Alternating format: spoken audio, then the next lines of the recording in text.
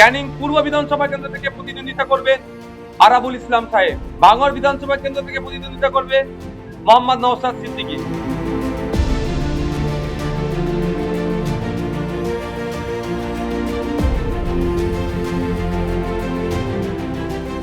যেহেতু আমি আইএসএফ থেকে ক্যান্ডিডেট হয়েছি, আমি ধন্যবাদ জানাবো নওশাদ সিদ্দিকীকে, আব্বাস ভাইজানকে, যে তাদের উদ্যোগে, তাদের সহযোগিতায়, তাদের দল, তাদের আমি আমার অন্তঃস্থল থেকে তাদের আন্তরিক শ্রদ্ধা ভালোবাসা জানাবো। কেন?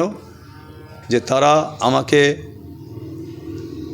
সম্মান দিয়েছে, তারা আমাকে বিধানসভার টিকিট দিয়েছে, তাই আমি তাদেরও শুভেচ্ছা, অভিনন্দন, ভালোবাসা, আন্তরিকতা, সালাম তাদের জানাবো।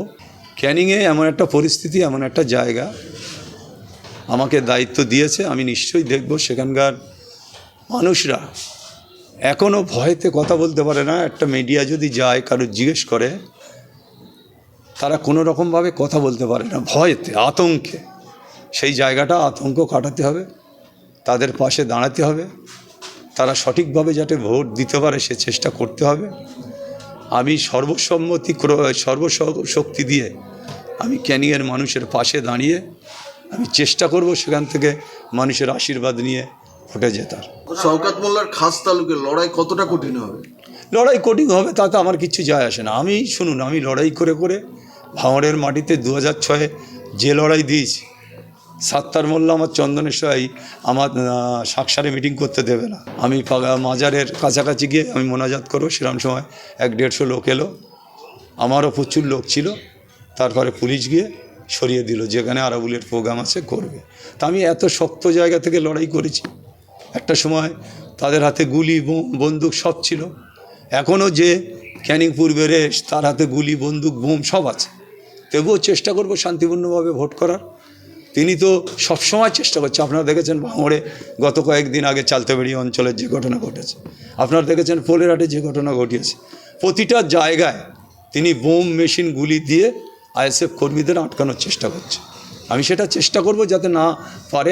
আমি নওশাদ ভাইজানের সাথে কথা বলবো যে অবিলম্বে এইসবগুলো আমাদের দেখতে হবে। এর জন্য দায়ী, সবচেয়ে বেশি দায়ী শওকত মোল্লা।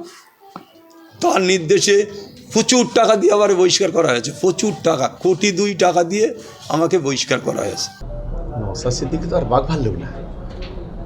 নওশাদ সিদ্দিকী দাঁড়াক, আর যেই দাঁড়াক, শুভেন্দু দাঁড়াক বা নরেন্দ্র মোদী দাঁড়াক, ভাঙড় বিধানসভায় তৃণমূল কংগ্রেসের কর্মীরা প্রস্তুত, যে কোনো লড়াইয়ের জন্য তারা প্রস্তুত আছে। এক্ষেত্রে কারোর জুজি দেখিয়ে কোনো লাভ নেই।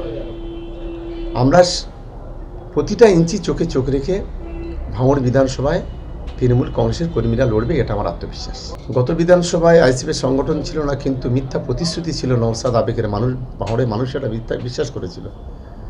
গত বিধানসভায় একটা ধর্মীয় আবেগ তোলা হয়েছিল, কিন্তু এই বিধানসভায় সেই আবেগটাও চলবে না। সব মিলিয়ে এক কথায় বলতে পারি, যতই মিথ্যা কথা বলুক, যতই ভাঁওতাদিকা, যতই প্রতারণা করুক, ভাঙড় বিধানসভায় তৃণমূল কংগ্রেস একটা পরিবার ঐক্যবদ্ধভাবে লড়াই করবে। সেই লড়াইতে জয় ছিনিয়ে আনবে তৃণমূল কংগ্রেস। ক্যানিং পূর্ব হচ্ছে তৃণমূল কংগ্রেসের দুর্গ। বাহারুলের মতো একটা যোগ্য ছেলেকে সেখানে ক্যান্ডিডেট করা হয়েছে। ক্যানিং পূর্বে তৃণমূল কংগ্রেসের কর্মীরা যারা বলেছে, দাদা তোমরা ভাঙড়ে লড়াইটা করো, ক্যানিং পূর্বটা আমাদের হাতে ছেড়ে দাও, বিরোধীদের জামানত জব্দ করার দায়িত্ব হচ্ছে আমাদের। আমার আত্মবিশ্বাস, আমি ক্যানিংয়ের একজন ভূমিপুত্র, এই জেলার ভূমিপুত্র। ক্যানিং পূর্বে আমরা কোনো গুরুত্বই দিচ্ছি না বিরোধীদের।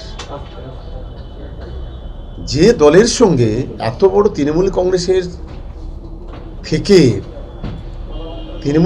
খেয়ে পড়ে যে দলের সঙ্গে গাদ্দারি করেছে, ক্যানিং পূর্বে তৃণমূল কংগ্রেসের কর্মীরা তার যোগ্য জবাব দেবে। আমি অনেক আগে বলেছিলাম, আমি চেয়েছিলাম মমতা ব্যানার্জি ভাঙড়ে দাঁড়ান। তখন একবারের জন্য আমি বলিনি যে আমি আমার বিপরীতে। কারণ আপনারা জানেন, পার্টির সাথে ডিসকাস না করেই আমি 2024 সালে একটা সিটে দাঁড়াবো বলে ইচ্ছা প্রকাশ করেছিলাম মিডিয়ার মাধ্যমে। পরবর্তীতে পার্টি ডিসাইড করেছিল ওই সিট থেকে আমাকে দূরে আসতে হয়েছিল। এক্ষেত্রে আমি আজকে বলতে পারি যে এখনো নমিনেশন হয়নি, মমতা ব্যানার্জি যদি ওখানে দাঁড়ায় আমার বিপরীতে, কারণ পার্টি আজকে আমাকে ডিসাইড করেছে, আমার নামটা ঘোষণা করতে বলেছে, তাহলে ভালো হবে। ভাঙড়ের মাটি দুর্জয় ঘাটি। ভাঙড় সবসময় বিপ্লবের দিশা দেখায়। 2021 সালে ভাঙড় যে বিপ্লব করেছে, আশার যে বীজ বপন করেছে রাজ্যের বিভিন্ন প্রান্তে, ভাঙড় আর পথ দেখিয়েছে আইএসএফ কে চুজ করা। আজকে সিতাই থেকে শুরু করে, ঝাড়গ্রাম থেকে শুরু করে, কালচিনি থেকে শুরু করে কাকদ্বীপ, আজকে যে আইএসএফ এর যে ব্যাপ্তি ঘটেছে তার সূচনা কিন্তু ভাঙড় থেকে হয়েছে। কারণ সে ভাঙড় সিটটা উপহার দিয়েছে বলে এত নামটা বা আমার পারফর্মটা করতে পেরেছে।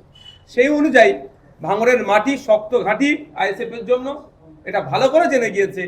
কিছু মিডিয়া বা প্রশাসনকে হাতে লাগিয়ে, কাজে লাগিয়ে, কিছু গুন্ডামস্তানকে দিয়ে 2-4টে কর্মীদের মারধর করে, ভয় দেখিয়ে তৃণমূলের ঝান্ডা হাতে ধরিয়ে দিয়ে ভেবেছিল ভাঙড়কে উদ্ধার করে নেবে। এখন বুঝতে পারছে, সেই জন্য শুনলাম নাকি আবার কান্নাকাটি শুরু করেছে। আর আজ যে কথা আপনি বললেন যে করেছে অনুগামীদেরকে দিয়ে, টোটালটাই প্রি প্ল্যান। তারদা থেকে মানুষ নিয়ে যাওয়া হয়েছে জীবনতলায় ওই রাত্রে প্রোটেস্ট করানোর জন্য। আমি এতটাই স্পেসিফিক তথ্য দিতে পারি। তিনি ভয় পেয়েছেন, তাই ভয় পেয়ে তিনি এখন যে কাজটা করছেন, আইএসএফ এর উপরে আক্রমণ নামাচ্ছে। পশ্চিমবঙ্গে ভারতবর্ষের জেল নাই, সংশোধনাগার আছে। 5 বছর 7 বছর জেলে আমরা বলি জেল খেটে আসছে না, সংশোধন হয়ে তার স্বাভাবিক জীবনযাপন মেন স্ট্রিমে আসতে চাইছে। আরাবুল ইসলামদের মতো এলিমেন্ট গুলোকে খারাপ জায়গায় ব্যবহার করা হয়েছে এতদিন, ওনাকে খারাপ জায়গায় ব্যবহার করা হয়েছে এতদিন, ওকে ব্যাড এলিমেন্ট করে তোলা হয়েছে। সে যদি তার কৃতকর্মকে ভুল বুঝে সঠিকভাবে চলতে চায়, ধর্মীয় ভাবেও বলা হচ্ছে তাকে সৃষ্টিকর্তা তাকে ক্ষমার নজরে দেখবেন। আর আমাদের সংসদীয় ভাষা যদি বলি, তাকে সংশোধন হওয়ার জায়গা আছে। তো এইগুলোকে যদি আপনি ছেড়ে দিই, ক্ষতি ছাড়া সমাজের ভালো হবে না। আর আমি যদি টেক আপ করে সঠিক বার্তা দিই, সমাজে আরো যেগুলোকে তৃণমূল কংগ্রেস আর বিজেপি খারাপ কাজে ব্যবহার করছে, মারামারি, খুনাখুনি, হনাহানি যে ব্যবহার করছে, আরো বাড়তে থাকবে। বরঞ্চ আমরা টেক আপ করেছি, দেখবেন আগামী দিনে এই তৃণমূল কংগ্রেস শুধু ভোটের স্বার্থে যাদেরকে খুন খারাপিতে ব্যবহার করে, আইএসএফ এর ছায়াতলে আসবে যে আইএসএফ হচ্ছে একটা প্ল্যাটফর্ম যেখানে নিজেকে শুধরানো যায়। দেখুন, কোন দল কাকে প্রার্থী করবে সেটা তাদের ব্যাপার, ফলে সেই নিয়ে আলাদা কোনো বক্তব্য নেই। তবে সিপিএম এর মোহাম্মদ সেলিম আরাবুল ইসলামের হয়ে সভা করবেন, এসব ভাবতেও কিরকম একটা রোমাঞ্চ লাগে। হ্যাঁ, ওনার ওই যে যেটা আরাবুল ইসলামকে যেটা নিয়ে ওরা খোঁচা মারে সিপিএম, হ্যাঁ, প্রতিক্রিয়াশীল জলের জগ, সেটা আজকে থেকে প্রগতিশীল জলের জগ হয়ে যাবে কংগ্রেসদের জন্য।